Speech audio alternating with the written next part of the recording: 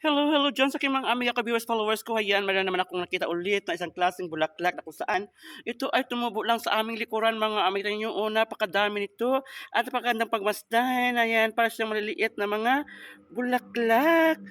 Ayan, oh, hindi ko alam din ang pangalan nito kung ano itong klaseng bulaklak na ito. Ayan, kulay violet ang kanyang dahon, pero ang kanyang bulaklak ay kulay white. At ito ay close up para makita niyo na mabuti mga amiga. O, tingnan niyo, oh, wow. 'Di ba napakadami dito na siyang tumubo lang kasama ang mga vegetables na ito na siya namin tinanim din. Ayan.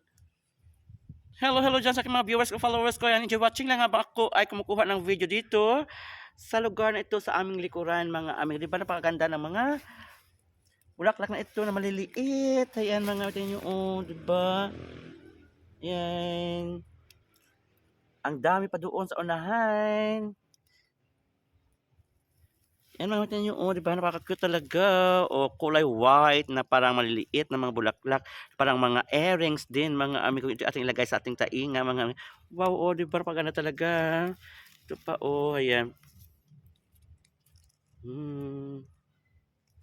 Sa ngayon mga amiga, ako'y also pasalamat sa inyo sa panonood ng aking mga videos. Please share, likes, and comments, and paki-follow po ng aking bagong bahay, ang Ronald Vlog. Bye-bye, love you all!